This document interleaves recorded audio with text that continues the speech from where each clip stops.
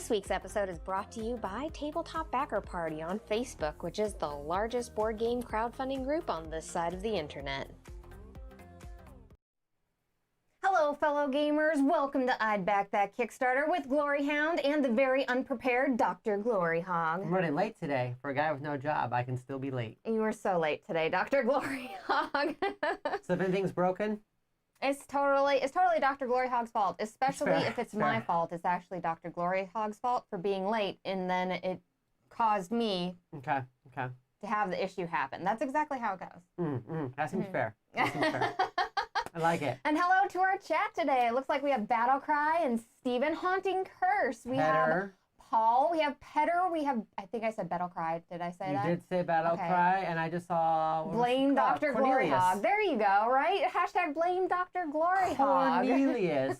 That's a very unique name. Like, the only time I remember seeing the name Cornelius was, like, wasn't there, like, a bazaar or something like the elephant? Cornelius is wasn't there, like, Cornelius, like his dad or grandpa or something? A very regal sort of thing. Like, if your name is Cornelius, you have to be like, my name is Cornelius. Do you think it's hard to find, like, those little license plates that say, like, you know, license plates is like Derek or Ted or whatever? Like, made. Cornelius is, like, twice as big. Like, it's two of them. Hello, Kabuki Kid. Thanks for joining us today. Today we're talking about 3 different Kickstarters. Well, it's technically 4 games, but, like, 3 Kickstarter campaigns because Queen's Games is crazy. You couldn't even put Cornelius on your knuckles if you were, like a biker and you wanted to have, like, the knuckle tattoos. It's too long. It's too long. Our kid's name's too long for that, too, I think. We did some bad planning with that. Can't do it on your knuckles. That's bad planning overall. If it's not 8 or less, then you're just messed up with the name stuff. Cornelius from Planet of the Apes. I didn't even make that connection. Oh my gosh, now I need to know. Does everyone remember, like, Bazaar, the little elephant? Like, that was all, like, fancy dressed up. It was like a kid's book or something. Or maybe it was even, like, a cartoon. I swear there was a Cornelius in there. Well, at least we've got Cornelius's vote from now on. Cornelius is, like, subscribed. Let's talk about some Kickstarters. Well, yeah, I mean, if you're new to our show, make sure to go ahead and like and subscribe to our content. We specifically talk about Kickstarters. We play Kickstarters. We're all about the Kickstarter hype. Get to Hype Town. Let's do this. First up, we have... Hype. No? I don't think that's how that works. Yeah. Yeah, that's fair. Yeah, that's we're talking about New Osaka first? That's right. So first up, we have New Osaka. This is by Daso Games. This is for 2 to 5 players, and it should last about 60 to 90 minutes. You are basically a mega corporation, and you are making a Godzilla-like creature. I love that we have people that are like super mega ultra like subscribed. super subscribed. I click unsubscribe and then I resubscribe to your every stuff. time. I'm like unsubscribe, resubscribe, unsubscribe, resubscribe. That's how excited I am about this show. So New Osaka is super interesting, right? Because it's like the melding of 2 things. You've got like your resource management, kind of engine building, type of like Euro-y type of game. Then you've got your area control. Right, I wrote down it's like a... And then you've got your Ameritrash. Right, an worker placement game meets Ameritrash game because you do have those dice battles and stuff that are incorporated into it whenever they meet. When a mommy Euro game and a daddy Ameritrash game meet and they love each other very much, you get New Osaka. Which you can make New Osaka into knuckle tattoos, I'm just saying. That's exactly it, Nosferatu. Pacific Rim, the Euro game. Yeah, Evangelion, Neon the Euro Genesis game. Evangelion is how I used to always say it. Because I mispronounce everything, apparently. This is a trend that I'm noticing. But yeah, I was like, Neon Genesis Evangelion. The anime, it's an anime, what, is it a manga too? Or I know it's an anime show. This is a really interesting campaign, She won't answer me. Neon Genesis Evangelion? What am I supposed to be answering? Is it like a manga too, or is it just like No, it's a manga as well. Okay. No, it's a manga and anime. And then that's kind of where Pacific Rim kind of got some of its inspiration. It was supposed to be Evangelion. Oh, this is a whole different conversation. It's supposed to be, the Evangelion movie, but then they were like, we can't do that, and then it got turned into Pacific Rim. So. Yes, Petta, that's exactly how the Glory Bear came about. Serious facts by Gloryhoundd and DrGloryhogg. So Battlecry is mentioning that he's disappointed that they don't have standees for all the different monsters. They did. So this is the second time they've done this campaign. The first one had more like monster miniatures, but like the funding goal was like 45,000. They didn't reach it. No. Right? And so this time they came back and they kind of retooled it and they've re-updated some things. They tried to streamline it. They made it where there's a specific number of rounds, Where before, I think it just went until like a certain objective happened. Those tokens look delicious. So it could go like really long, and then they kind of streamlined the gameplay a little bit to make it less busy, because it's already kind of almost 2 games in one with all the. First, you got to building everything up, yeah. Then you got to fight the other corporations. You're over there just being like, I'm Apple, and you're like, well, I'm Mac, and you're like, that's the same thing, Apple and Mac. Dang it. Think about it. It's like a giant mech Steve Jobs versus a giant mech. I don't know what I'm talking about anymore. I know. I can tell, Dr.Gloryhogg. It's okay. We still love you. We still love you. Bill Gates and Steve Jobs are fighting. That's all I know about computers. I'm sorry. That was the extent of my knowledge. But it's an interesting idea of like, I like the fact that you are building the corporation and then also still like on the side doing some fighting, you know, like you're like during the day it's like you work in payroll and then at night you're like a crime fighter. So overall, you're right. This is New Osaka's, this is the second rendition. So the first one was canceled. They've updated the art. They've tried making it more streamlined and everything. They've set a lower goal for it, which they're getting really close to their goal here actually. So yeah, they're at the point where like if they get like 10 backers, they've hit their goal. Absolutely, absolutely. The game is actually very, very reasonable priced, I feel. Starting cost on this is $79. I think what is insanely hurting their campaign is that they have no media content or coverage on this. Yeah, and like not like a lot of pre-marketing or anything else. You're like, who's played this game? It's hard to really tell. Absolutely. There's a really weird fine line between like having like some on there, right? Like I think anytime you've got like 5 or less like quotes and videos is pretty good. I think that's, for me, is solid. Yeah. I don't really need more than that. It's a balance. You don't want to have 20. You don't want too many. But you also don't have like 1. But you don't want to have 1 from like someone who is not known in the industry or doesn't have something to promote with, you know, because you still have to have that person promote your game. It goes out to their subscribers. Subscribers get excited. Like hitting mini markets is really important. At a bare minimum, every Kickstarter should have a Gloryhoundd video. You can buy them online at, no, I'm kidding. But no, there is something to be said about that. When you feel like, has anyone played this? That's what you always worry about, right? Like, how does it actually play? Now, I mean, you can make arguments of which channels you like, which channels you don't like, and all that. But it does make sense where you kind of want to be like, okay, this person's played it, and they seem like they're enjoying it.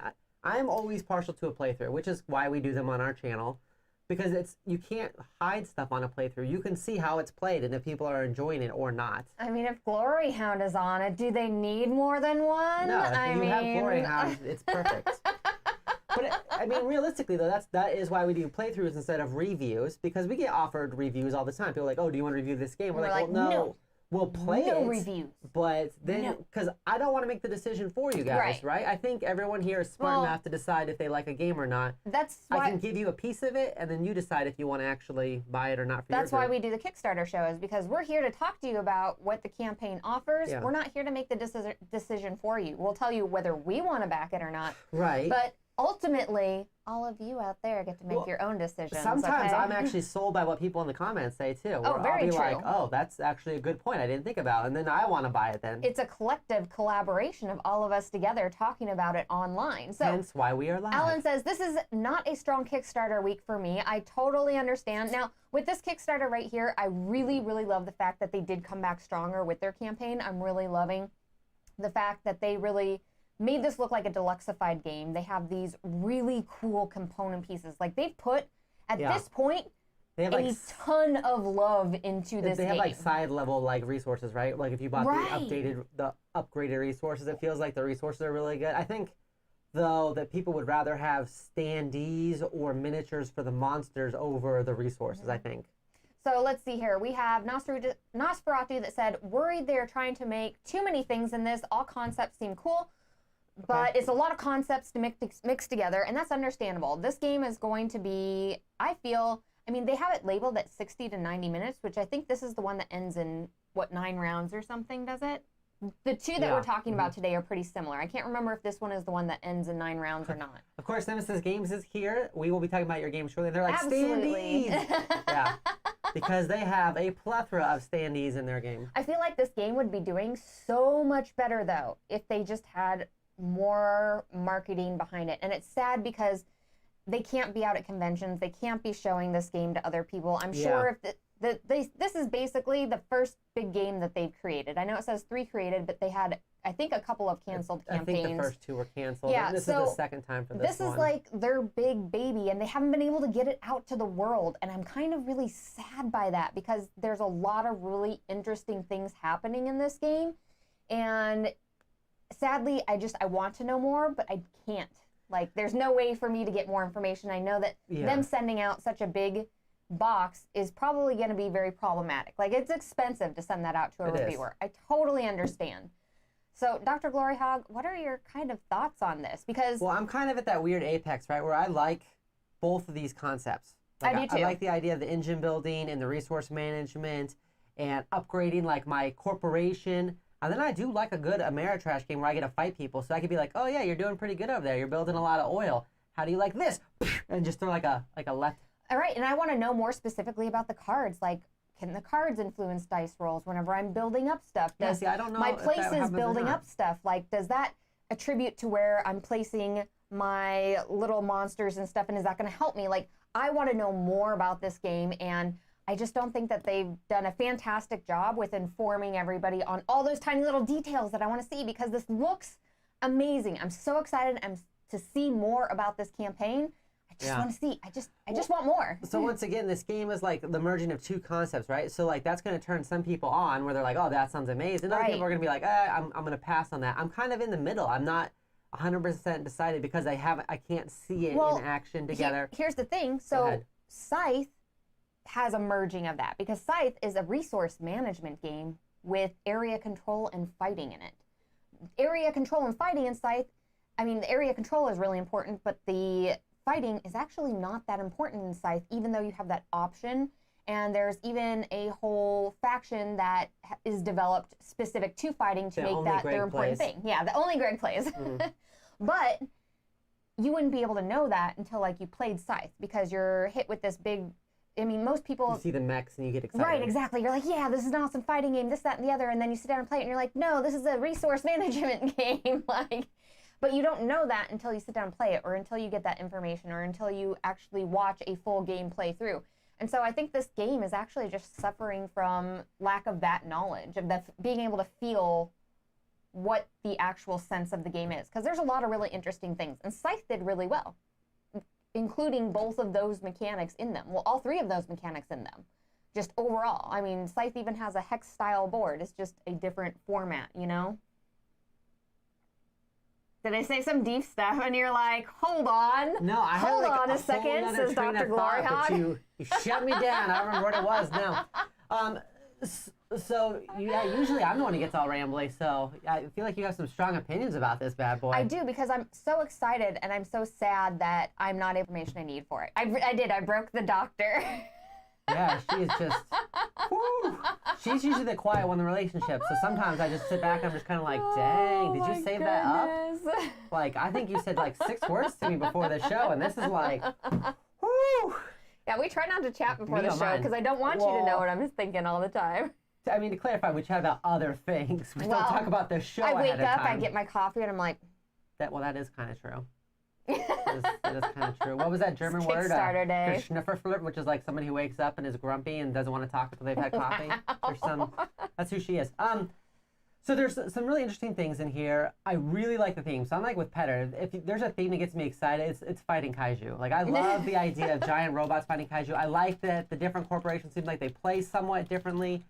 I agree, I need more information, and this would only be helped by having more playthroughs or more previews or just more information on it. And I think the pre-marketing game is where it kind of struggled, and I think that maybe that's why it's struggling right now. Absolutely, because it's hard to define a Kickstarter, right? Because I feel like you can do everything right, and a Kickstarter can still fail. Well, and I feel like they really ramped up what they did from the previous Kickstarter into this one. I'm like, wow, like they did such a great job bringing this back, and I'm just sad that they missed that one piece to make their campaign fantastic. Because we're going to look at another campaign that is not the exact same sort of campaign, but it has similar sort of front-facing quality to it, you know, that is doing exceptionally well. So, Dr. Gloryhogg, would you back this campaign? No, not at this point in time. I'm like really close. You're really close? Yeah, earlier this week I thought I was going to be all in on this one. Because it had like that kaiju feel to it, and you're like, yes, I just want to fight kaiju so bad. How do you feel about this game? How do I feel about this game? Yeah. I'm excited by this game, okay? So I really, really, really want to play it. But at this time, I'm probably not going to back it because I just don't have enough information, sadly. And that just always makes me so sad. It makes me so sad. Let us know in the comments, though, if you all are going to be backing this game, because we're coming over to your house to play whenever it gets delivered. That's all I'm saying, okay? I really hope that they hit their funding mark and that this game gets out and produced so we can actually see it in action and can get in more people's hands with that. Agreed. Agreed. So Fatal Papercut says, woohoo, my Coast expansion for A Touch of Evil finally shipped. Ooh, that's exciting. That's exciting. Some people have had to turn down the graphics a little bit, but Battlecry says it just makes me look even better. So, I mean, it's a win-win that way. I like how the artwork of the characters look like DrGloryhogg in the morning. Wow. Like that right there. I don't remember Dan being at our house in the morning, but sure, that's not weird. No, to be fair, his hair does get all crazy, like up like this. It gets really all crazy and yeah. Is it crazy right now? It is crazy right now. Hold on. Crazy-ish. We need like the front cam. Quick look. Here you go. See? Like DrGloryhogg's hair looks like that in the morning, everybody. I don't even have hair. I just have a hat. All right, next up, we have... That kaiju even has a hat. Uprising, Curse of the Last Emperor. This is by Nemesis.Games. It's for 1 to 4 players, and it should last about 120 minutes. This is a 4X game meets co-op, as they say right here. And this is really interesting because I was looking at their designer list, and their designer list specifically incorporates a role-playing style designer into it, which I think is really, really cool in a sort of 4X style game. I love, love, love. They have like modular tiles that you're going to be landing on. Instead of just one faction that's coming after you, you actually have several factions that are coming after you, and they also are like warring as well. This one has these awesome, awesome standees that I am so excited about. And gosh, they have so much content in here. DrGloryhogg, I know you're like smiling at something. What's going on? No, I'm getting steamrolled. I'm ready to say some stuff. Am I okay? Is this a safe space for me to talk right now? Yes, go ahead. Go ahead. Go ahead, DrGloryhogg. Right. You got some serious stuff happening. Okay. So initially, when I first looked at this was initially a pass for me. I was like, really? I don't think I'm going to do this. I didn't catch on that it was a co-op initially. Okay. So that surprised me because I thought, okay, grimdark, 4X. I feel like we kind of have a lot of things that kind of fall into that general realm. And I was like, yeah, I don't know and everything. And I kind of looked more into it. And I was like, oh, I like the standees because as you guys all know, I went and backed pretty heavily in the skinny mini standees. Yeah, skinny I really minis. like the idea of having full art on a nice standee. So that way I have that full art. I don't have to paint it, but it still feels like good. immersive. Yeah, absolutely. And that's huge. Oh, sorry. Go ahead, DrGloryhogg. Oh my gosh. Oh my God, it's serious today, everyone. And so then I was confused, right? For a little while, I was like, how do you make a co-op 4X when the 4X is all about like expanding, exploiting, exploring, right? Doing all these things. Extrapolating. I'm like, how do you do it? And then as I like looked more and more and more into this campaign, I got more and more and more sold. so you went on the roller coaster. Yeah, I and did. Which happens, right? I try not to look too like I do like my initial check, and I kind of you make your initial thoughts, right, when you first look at a game, and then it's like I have to explore after that, right? So then I watched some gameplay, then I looked at some videos, and then I kind of like went fully through the campaign piece by piece. And was like, okay, because I'm trying to find things like talking points, things to bring up, and everything. I really like the way they went with the art on this. Exfoliating. Exfoliating is the 5th E. That is the 5th X. The 5th X game. I like the art direction. I like the way they have incorporated story when you explore. I like the dice in combat. I don't mind dice in combat at all. I know some people don't. I mean, Reichblasters is the king of dice in combat, and I love that game. I like that aspect of it. I like the idea that it's a 4X game, that you're playing co-op, and you do it individually in a way. So we're playing it, and we're on the same team because we're not attacking each other, but I can't play your turn because you have to do all that stuff on your own. Like, I have my own asymmetrical little thing I got going on, my own little engine. I can't be over here like, oh, I think maybe we should attack over here. I can do some general stuff and be like, hey, there's a lot of those shrines out there. The Empire is getting out of control. Or, oh man, I don't really like how many bad guys are sitting over there. They've got a lot of action points. They're going to be able to move 4 or 5 times. But just real general. I can't sit there and be, which I think everybody does to a certain degree. I can't be like hovering over you and being like, yeah, you should play that card. And then like, you just can't. Because it's separate. You're doing your own little 4X. I'm doing my own little 4X. And then the game has 2 enemies doing their own little 4Xs. And like, I'm just so excited about that. How many X's is that then? It's 13. And you know what it reminds me of? Because when I saw that the enemies can fight each other too, it reminds me of playing Fallout or Fortnite when you hear like that, and you're like, oh, somebody's fighting. And you like run over there and you're like, oh, who is it? And you're like, oh, there's 3 of them over there and there's 2 of them over there. And you're like, I'm gonna shoot one of them. And then you're like, I'm gonna shoot one of them. Now it's 2 on 1.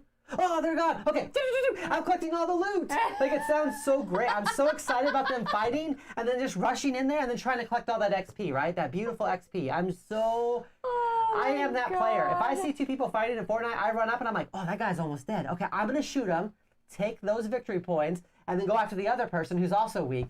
I am an opportunistic. I must have been born in the year of the dog or something. I'm very much a glory hog. There is a reason for that. I will come in at the last minute and drop a grenade and kill the 6 enemies while somebody else has been working on them for 30 minutes straight. I will be that person. And you know what? No shame. Hashtag that's the game.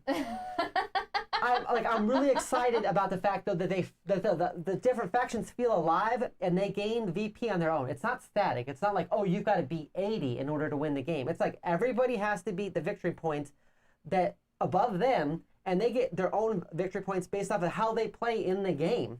Like, as they're building things and like expanding, they're getting victory points off of that. So like, the more you let them expand, the harder it's going to be for you to win, both in the game board itself and then in the victory points at the end. That's right, Ryan. There's a reason why we were on a PvP server in WoW. There is absolutely a reason for that. I also really like their production in this. They didn't skimp on any of the production in this at all. Being able to actually build up your little forts as you go along, your little havens, putting the little wall around them, adding the little towers, like, that adds so much to the game on it's like such a simple thing that you don't think about. You're like, yeah, we're building up our buildings, but being able to visually see that happen, it adds so much to the thematicness of the game, and I love whenever companies take the time to go ahead and do that. Also, this is on Tabletop Simulator, everybody. Yes, this is on TTS. So if you are interested, but you're on the fence, you're like, I don't know how the gameplay is. You can just go over to Tabletop Sim and you can try. And you know what, Nemesis.Games? We 100% appreciate you doing the back work in order to put it on Tabletop Sim, to make it available to everybody to play, to make sure that they can try it before they buy it. Another thing to mention, too, is that they actually put some thought into the design of the trays in this game. So they actually went to an engineer and had it actually done. Like, they didn't go to Game Trays, but they did go to somebody and have it actually physically done, which I think is really important, especially when you get these big, expansive games where you're just like, how do I put this stupid thing away, right? Like, I mean, we have some really big games. I mean, I think Imperial Assault is probably like the worst one, where you're just like, you open it up and you might as well just pour it in there because there's nothing in there to keep anything. You're just like, I have a big old box full of minis and random bits, and they're all in baggies swimming around, and who knows, and if you flip it on your side, it's going to dump everything out. And I hate that. I like that they actually put thought into this tray and how it's going to lay in there. And I like that. If Nemesis made generic standees like that, we could proxy into other games, and I'd buy the dozen. That's right. That's what the Skinny Minis has done with that. Absolutely. Yeah. So, I do like that they're color coordinated. Part of me kind of wishes that the top part of the standee was clear, right? So it feels more immersive in there, and then like the bottom part was colored. But I don't know how hard that would actually be to do. Like, because they're colored, so you know which faction they're part of, right? Because you have your different heroes. I like the colored factionness portion of it, though. It's just real easy to see. Right, exactly. Because I can look across an area control portion of a board, and I can immediately see, okay, this is being controlled by this player. This is being controlled by that player. I think like the only way to do that in a different way would have the clear portion on the colored, and then on the base of it having like the faction color. That'd be the only way to really combine that, but that might cost a lot more production-wise. And it might be way more difficult than I know, because I've never actually built them myself. Yeah, absolutely. But that's just because I think I fell so in love with the Skinny Mini campaign, which was those clear plastic acrylic standees for D&D, like everyone's Also, kind of talking about. Thank you for Nemesis.Games for joining us here in chat today. We always appreciate it whenever the publisher shows up in chat with us. I like how you've got the different factions, and then you've got multiple leaders within the different factions too. So you're not like, oh, I'm playing this faction, this is my hero. It seems like there's multiple heroes for each faction. There's something else I was going to say, but I can't. I keep on, like, losing it as I'm going along. Was it the asymmetrical factions? Because I keep on, like, looking at all this different stuff. I'm like, oh, yeah, this is really awesome. Oh, yeah, that's really awesome, too. Oh, okay, so I remember what it is now. First-time creator. Okay, so first-time creator, you all did an amazing job putting this campaign together. Right. Like, you put so much. And yes, tell us a secret, please. I also love secrets. Don't tell Robert, though. Robert cannot keep a secret. No, he can't keep a secret. But you notorious. can tell us a secret, okay? A blabber mouth. Just secretly whisper it to us, and then we can tease it out. For just $4.99, you can know the secret also. So yeah, Petter likes secrets. I bet you do, Petter. So it's weird how I flip-flop on this one so much. Like, sometimes the more you look into the game, the more you're like, oh, okay, you know, I think I'm okay. I don't think that I have this niche. I like the idea of having a 4X game where we're not actively attacking each other, which makes dice better. I feel like I like dice more. Like, I like dice less in a direct, like, arena-style combat game where it's you versus me, because then, like, the dice get really frustrating, right? But if it's dice versus the game itself, I'm, like, more okay with that. The designer is also named Cornelius. Well, that's win in our book. Well, that explains it. Oh my gosh, add squishy berries to it somehow, and a bunch of people will back it. Maybe slightly exaggerating, but still, for real. Squishy berries are so hot right now. We will never tell you where Greg is hiding. No, Greg is, he's working hard. Greg is actually backing a game this week. I'm not going to tell you which one. What is he backing? Is it the Queen's Game one? I'm not telling you. I bet it's the Queen's Game one. I'm not telling you. Okay, so the starting price for this game. Is a very common name. Okay. Is starting at $79. Extremely, extremely reasonable. I believe with the $79, that is the base game, which you still do get the awesome standees and everything in that. Yeah, the next level up comes with like an extra expansion, which is like the Arch Nemesis. Exactly. The next one up is like much, much bigger because you're getting a whole extra box with a bunch of different stuff in it, which is like your expansion to the game. But I have to agree with you earlier about talking about the asymmetricness of people not being able to play your characters or play your turns at that point. I just think you've got so much going on your own section that like you don't want. That was kind of what I liked about Spirit Island to a certain degree. Like you had to work together to do things, but you're like my deity, my god or whatever, my spirit, there it is. My spirit operates so much differently than yours that you can't like just play my character. And that's really always a big issue in a lot of co-op games. And I like the idea, like I said, that there's luck involved because you're rolling dice and everything, but it's against the game itself. It's not like against another player. When you roll dice against another player, it can be very frustrating when you're like, okay, I'm rolling 6 dice and I miss, and you're like, and then like, you know, you roll 2 dice against me and you beat me, and I'm like, what the crap? Like this is like, it's like unfair. How did the laugh go? Is that how I laugh whenever that happens? Every time. You laugh. So Kabuki Kid reminded us about X-Men, the cartoon, I think it was, and you laugh like Morph does in the first episode. It's the worst. It's oh my gosh, it's horrible. It's so hard to play. That's not how I laugh. All of you have seen me. How do you laugh? All of you, hold on. All of you have seen me play games with DrGloryhogg, and I'm going to need in the comments. Yeah, that's what I do. I don't have a terrible, like, winning laugh. That's totally how you laugh. That's 100% it. See, it's the scariest laugh ever. You're doing it right now. It's ridiculous. You need to calm down. Oh my gosh, why? Everybody knows. Oh my gosh, no, everybody doesn't know. I don't do that. I'm going to go back and watch footage now. So that's an interesting point. Nemesis.Games is saying that they're also not going to retail with this, so you definitely want to pick it up if you're interested. Okay. Which is always good to know. You don't want to end up in like that 7th continent situation where you're like, oh, I really want this game, and then it's like 6 years later, we're going to reprint it. You're like, oh my gosh. Absolutely. It's not... I've not seen Kat quite laugh like DrGloryhogg's Wicked Witch of the West impression. That's exactly how it is. And now we have Kabuki Kid laughing too. See? See?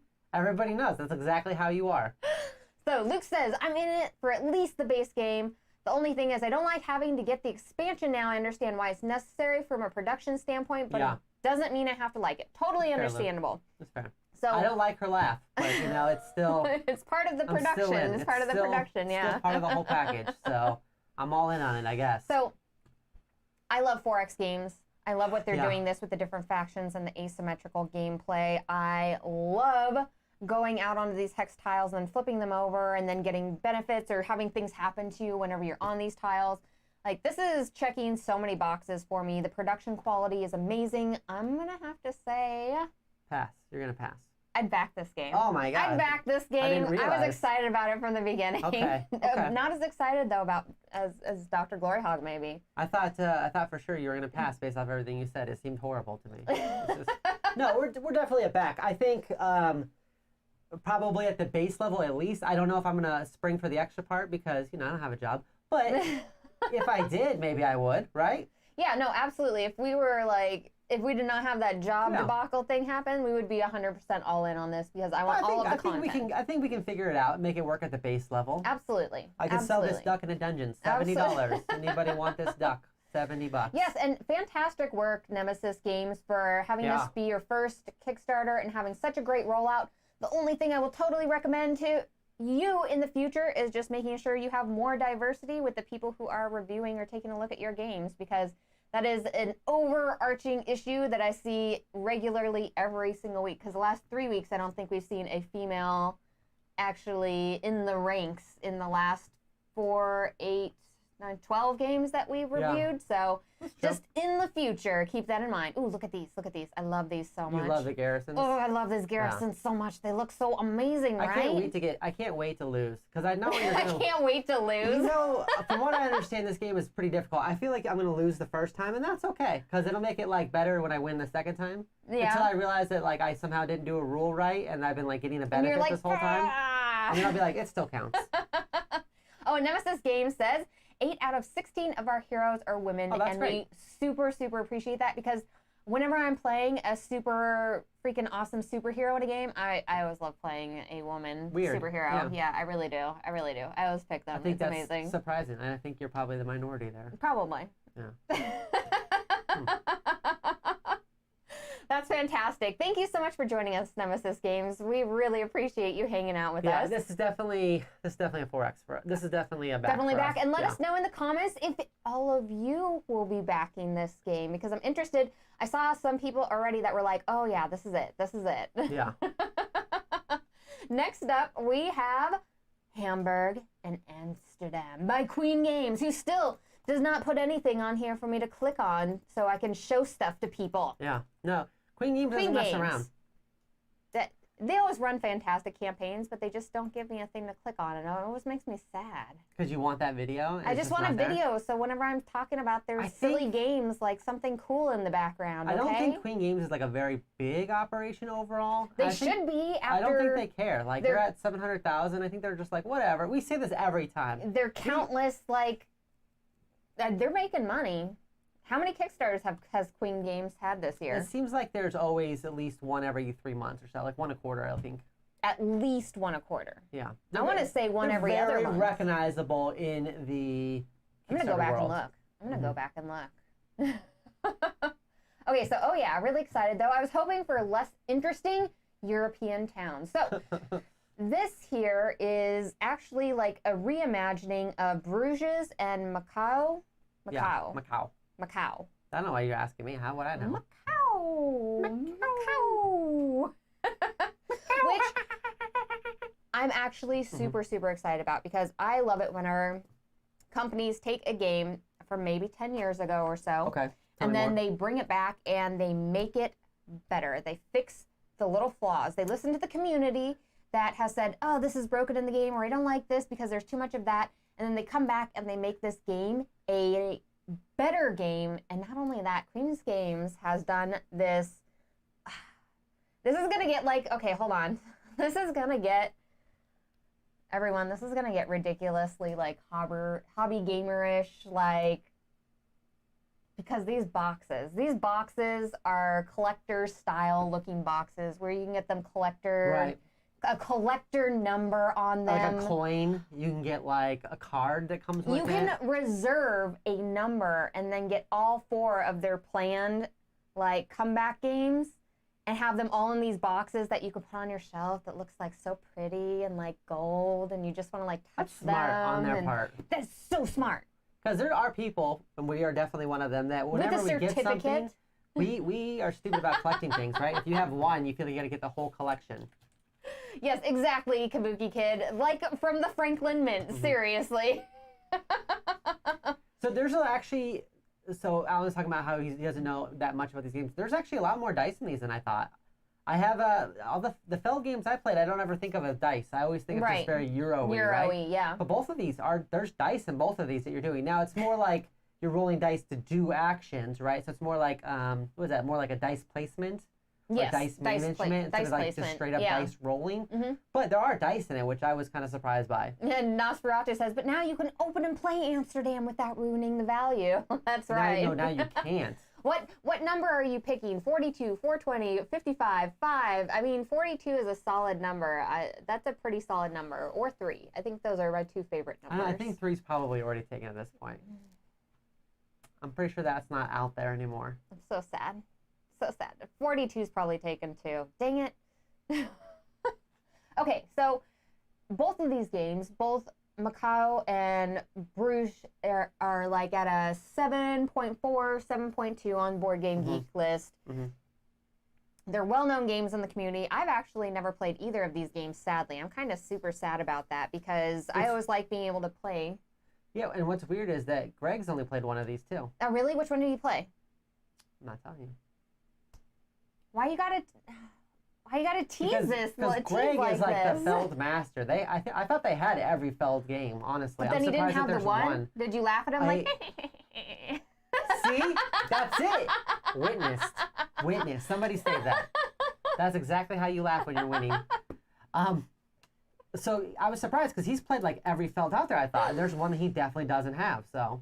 Stephanie insta-backed. That's Probably. it. That's probably what happened. Absolutely. So, yes, Greg did actually back one of these, but just one, which I was surprised. I thought he would go in for like the package deal, okay, so but he only backed one of them. Was it Amsterdam? Because that's the one I want to back. And I need to know right now if it was Amsterdam or not. This is the first time Greg has saved us money. Yes, it is Amsterdam. Yes! I knew it. Amsterdam looks amazing, everybody. I'm so excited about Amsterdam. So he had experience with, I think that one came from Macau, right? So he's played that one. So that's why he backed this one. He has never played Bruges or doesn't have enough experience with it that he wanted to get the retheming Hamburg. That's fair. So the starting price for these games are $65. So $65 if you want one. And then it's actually more. Doesn't seem like a lot, but then like for $10 more, you could get like a 4X co-op game, and you're like, with all that stuff in it, it matters really where your gaming background lies and what you like enjoying. Definitely. They both will look cool on the shelf. I feel like one's gonna look a lot cooler on the table than the other one, though. Here's the thing, though. So they're offering like the base game as a $65 pledge, but if you want like the deluxeified version of the game, it's $99. And then if you want both games, like it's a whole different thing. And then they have like a tier where they have all 4 games that they're trying to do. Like, right. It gets crazy really fast in here. And which I'm surprised. That's why I'm surprised Greg didn't back the multiples, because he has other like fancy game boxes, ones that are like look like books on his shelves that he has like the whole thing of. And I'm like, have you played all those? He's like, oh, I played like 2 of them, and he has like 6 of them or something.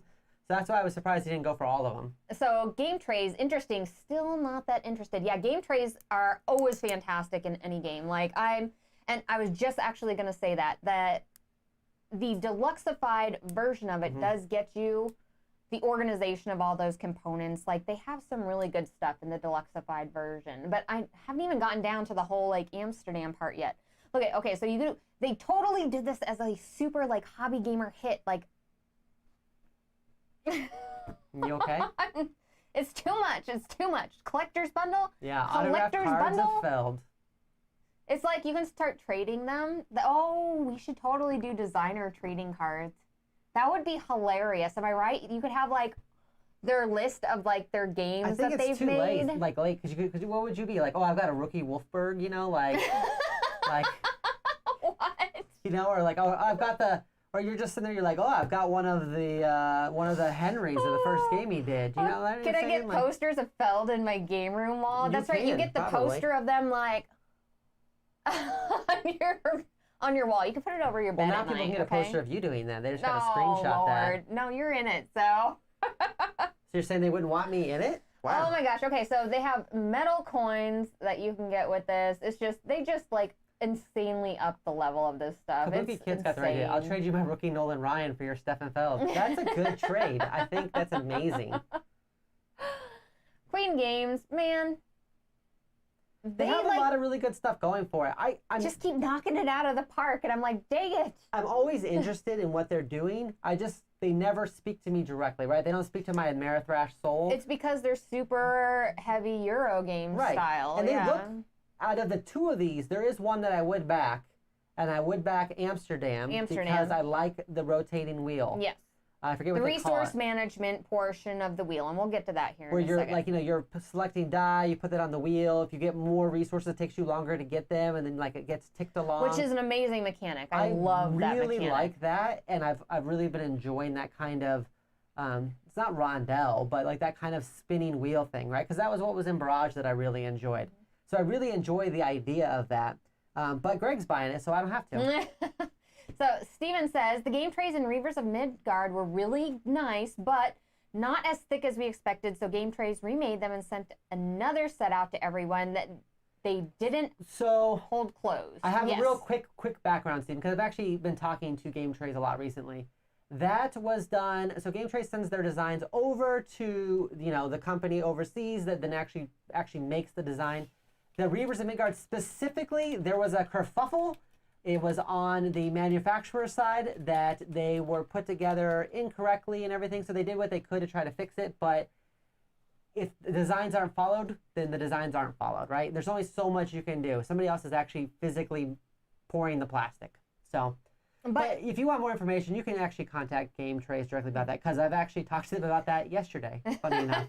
Yeah, that's right. We actually did talk about that yesterday. Yeah. So, but it's nice that they resent that stuff out to backers and everything. Like, that's going to like a next level.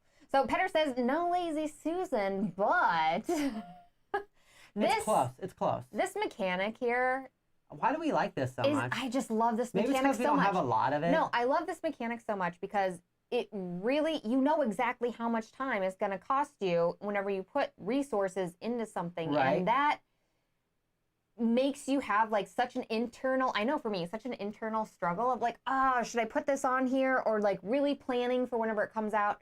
And I have to say, this is one of my favorite ways to have resource management as a whole, just because it builds like an excitement and anticipation over a stupid like resource management thing, Usually you get your resources from allocating like positions on a board or something like that. And then you're like, okay, I got this planned and everything. But having this is just, it really, I don't know, it just really feeds me. I really like it.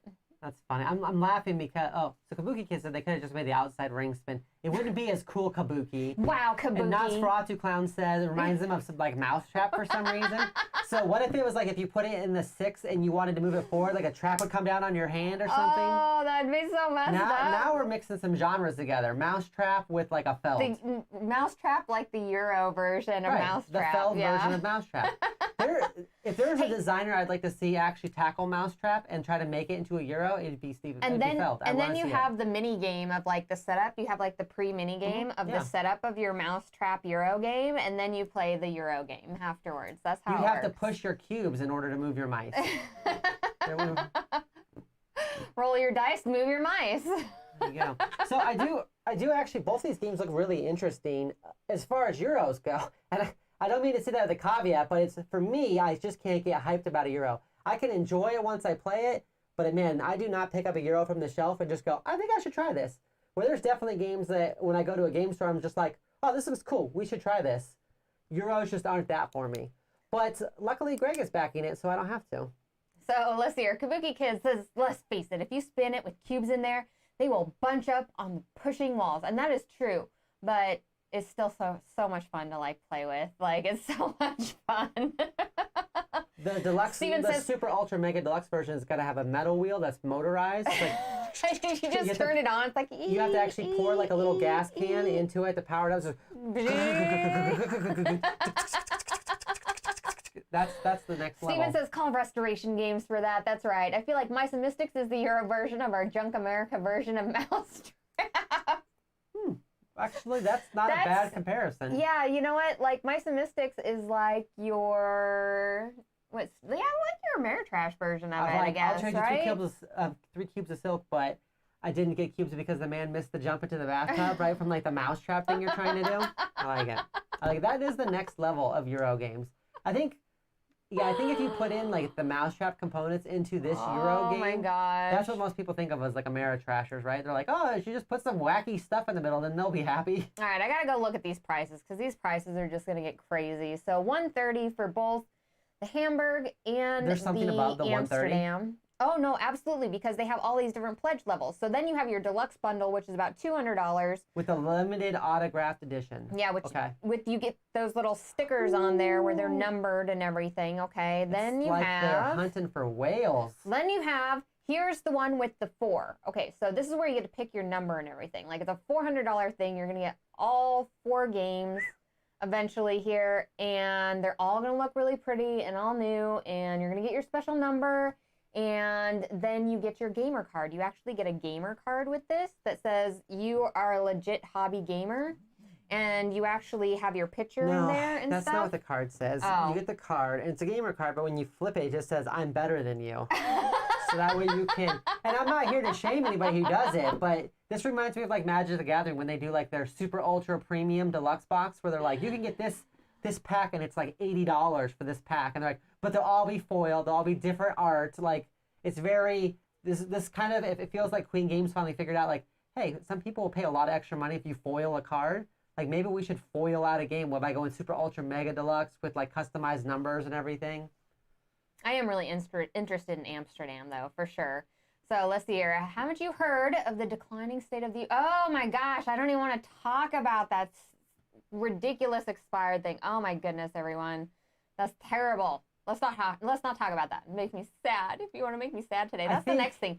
You'll hear my terrible laugh, and then you'll see my terrible crying, okay? So I think what we should do is we should become big YouTube stars like Mr. Beast, and we should buy this game at the Ultra Mega Deluxe version, and then just seriously light it on fire in the shrink wrap. That's how you get the views. Listen, that's how you get views. You get a super expensive item, and you just like light it on fire casually for no reason. No, DrGloryhogg, that's how you get your gamer card revoked. Okay. That's how you revoke your gamer card. Is that what you want? Is that what you want? No, I want my card still. I want to still be allowed into game stores. Oh my gosh. Okay, hold on here. What is my screen doing, everyone? I don't know. What are you doing? I don't know. All right. Well, I guess that's working. Eric would watch us light Greg's copy on fire, and I think that's fine. Alan, no, I am not rich. I think you know this, sir. You can see the width of our house right here. This is the size. It's like the size of one small cubicle. The cubicle in my old office used to be bigger, I think, actually. All right, everyone. So would you back that game? I'm interested in Amsterdam. I don't think I would back it because I don't want the super mega deluxe. I would probably pick it up in retail because a lot of times you can get Queen games in retail because they're usually available, right? They don't just print just for Kickstarter. Right. And I don't want the deluxe version. Okay. Because of Euro. So, like, I'm not going to pay extra to deluxify out my Euro. Like, if I'm going to pay extra, I want to get, like, minis and stuff. Okay. Right? That's me personally. So, if I was going to back one, I would back Amsterdam out of the 2. But instead, I think I'm just going to save my money and just get a 4X co-op game instead. I'm sorry, I'm like touching things. Okay, so you're interested in doing... I'm going to do Uprising. Your number 1 pick is Uprising this week. Yeah, it's Uprising. What if I want all the games, everyone? You always want all the games. What if I want all the games? All the games. If I had to pick a Queen's game, it would probably be the Amsterdam one. I think I've kind of already said that into the ground. It looks amazing. I really wish I could do like the super crazy hobby gamer amazing one, but... getting a little rich for my blood. Okay, it's $99. Yeah. Getting all of that, which is a bunch of amazing, amazing content. Like, if you're going to play that game, it's going to be amazing, but... And Alan's making the point that, and he's made this point a couple times before, that a lot of times he says you can find the Queen games, like, on the next campaign for cheaper.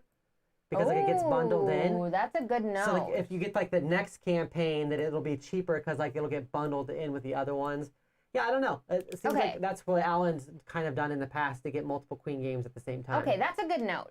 Now, I think like the only hold back on that is as far as like they're trying to market it as this like very exclusive thing, and well, it depends on what level you're getting. If you're getting like the lowest level of this. Well, I'm wondering if what they're going to do is that they're going to make this exclusivity for these games with the gold, trim on the boxes and everything, and then they're going to sell the base games in their other campaigns, which if that's really not bad if you're just into wanting to get that But even the base game is still like $65, right? Yeah. Gosh. That is crazy. I can't just imagine paying $65 for a euro. Like, that's the whole point. You can get like a euro for like $40 because it's cubes. No, because euros have more game components, so then they end up being more expensive. Because they're like, if you look at like Agricola or Caverna or something like that, like there's a reason why that game costs so much. And it's because that game is like a 30-pound box of components or something like that. There's so many pieces in there. Like, you lift it off the table and then you're like, it's like a small 5-year-old child or something. I don't know. I like Petter's idea that there should be a white glove service where actually you pay them and they deliver it to your home with white gloves. They set it up on your table with white gloves, right, the whole time. And then they stand quietly in the corner as you play it. And if you have a question, you can just you can actually ask the question directly. And it'd probably be like $35,000. That seems fair, you know, to get Queen's games fly there. out to your house. Yeah. Hey, I'm serious. If I ever do a Kickstarter, I'm seriously going to have some ridiculous level that is like, if you spend, I don't know, like $5,000, I will fly to your house and play this game with you personally. So, Alan says Copenhagen is evidence.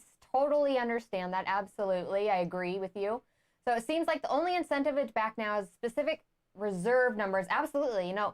This is a Queen's Games. They're hitting the hobby market specifically in this campaign. Like, they are marketing this particular part of the campaign to the hobby market hardcore because they're like, oh yeah, well, we have some other boxes over here that we're going to sell later that aren't the deluxified ones. But if you look through there, almost every single picture is part of their deluxified version or their deluxified copy of that. Is Dan seriously calling me like the weight of a small 5-year-old? Hey, I appreciate it, but I'm definitely not small. Oh, gosh. Okay, let's see here. They ran 3 more Copenhagen campaigns that had it cheaper. Okay, yeah. And they went ahead and did like the Roll and Write and all these other sort of ones. And Alan, I believe that's probably going to be the case maybe for the non-deluxified version, but I think they're making the deluxe will be hard to get. Special, numbered, deluxified, super pretty, excellent quality looking pieces for your board game room, for your fancy board game room. That is going to be like an exclusive content sort of thing. I think that's kind of what they're aiming for this particular campaign. Oh, that's fair. So Game Boy Geek is saying that I'm not the weight of a 5-year-old child, but it's like living with a 6-year-old. That's fair. That's accurate. That is very accurate. I'm not the... I get through life by weighing enough like an elephant so that nobody can move me, and that's pretty much why she's never left, because I just lay in front of the door. You just lay there, and you're like, nope, not today. You're not going anywhere. It's worked out well. Oh my goodness. Just imagine a prototype copy of the gameplay with the designer, and then get the game later for Frosthaven on that. So Dan does have a plethora of games. You should actually see it. He'll maybe take some pictures. He's been working on his gaming basement. You know what, Dan? You should totally take a picture of everything whenever, well, I'm sure you will whenever it's all finished and everything. Or if not, I can go in there and take pictures too. And you need to show everybody this amazing, amazing place that you're creating. Like, oh my goodness, it's gonna be so cool. I'm excited. It's like a whole other level of collecting when you care about the number pattern. Like, I know like Tapestry had the numbers on the back, which I thought was cool, but then like spending extra just to reserve a number seems like a whole different deal. It really is. I could see if a Kickstarter campaign is like, oh, we're gonna make 500 of these, right? Like they used to have that make 50 campaign thing or whatever it was, make 100. That went around for a little bit. I could see that because you're like, okay, there's only 100 of them in this first batch, and so I could see if you were like really excited about it. It's always nice to have that.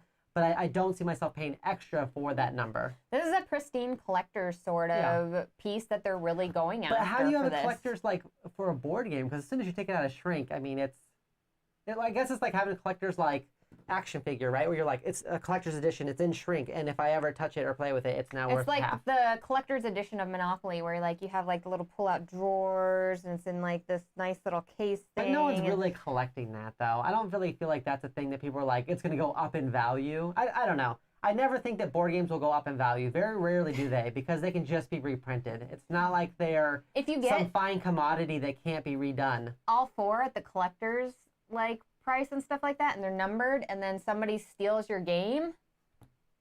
You could that never would be loan the that out. worst ever. That would be the worst ever. Somebody's getting wrecked over that. That's all I'm saying. What I want to see is That's never leaving your house. I want to see some big Magic the Gathering collector whale just buy like 1 through 500, like the numbers of all 4, and just buy that, because there's some people out there that spend thousands of dollars on Magic cards, and then just or hundreds slowly of thousands, and then put them just out hold to the market. on to them, right? Like as a reserve list type of thing, and then only like sell 1 or 2 of them a year. That's how you do it, right there. Oh my gosh. Well, thank you so much for everybody who joined us today. We really appreciate all of your comments. All of you make me laugh. Like, you guys are amazing. All of you are amazing. Yeah, if a game never gets reprinted, that yes, it will be more expensive, I guess. Absolutely. But there's so many games out there. Even with the ones that haven't been reprinted, I feel like I can always get my hands on it, or I can find something similar. Here's the thing. So there is a huge difference between Puerto Rico and the collector's edition of Puerto Rico, which is the most amazing looking version of Puerto Rico I've ever seen in my entire life. They have little wooden boats that are all colored and everything. Okay. Everything is like in this beautiful looking box that actually is reminiscent of what Queen Games is doing here with it. And that particular game goes now for like anywhere from $300 to $500 on the geek market, because they only did a one-time special anniversary printing of it, and then like that's it. But that's like the really awesome way to play that game, because Puerto Rico is such a plain game. No, I agree. Plain tiles and there's everything. Something wrong with having a deluxe game. I just think that unless a company specifically states that they're never going to reprint it again, like there's the 10th anniversary edition of A Touch of Evil. And they're like, hey, we're going to do a small print run and we're not going to print this again. At least not this version. Container did it too. Right. So some of those are worth probably getting. I feel like this one, though, you can still, I think it'll be around. I can murder you with the shipsting container. Like, they're so heavy. Well, now you can't, because you just told everybody about it. Just FYI, don't murder people with those ships, or don't throw them, because they're real heavy.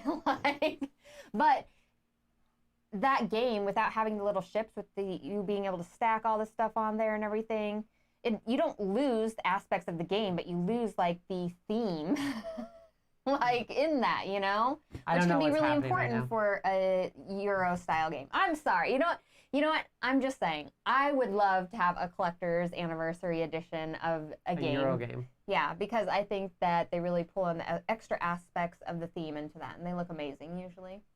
I would love a white elephant called Bazaar. And I would just like take a picture next to it all the time and be like, oh, look at this beautiful game.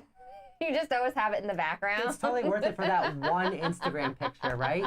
I mean, you gotta get that collector's edition game so you can be like this, right? So you can be like on Instagram, like. Oh my gosh! You just borrow Greg's game for that one. Okay, so thank you for everybody joining us. So Luke says Uprising is the only one for me this week. Let's see here. It was Gloryhoundd in the study with the iron clays. Fair. You could kill some with iron clays too. Nosferatu, my fat unicorn shirt is on T-Turtle, I believe. So you can find it there if you want to. It's one of my favorite shirts to wear.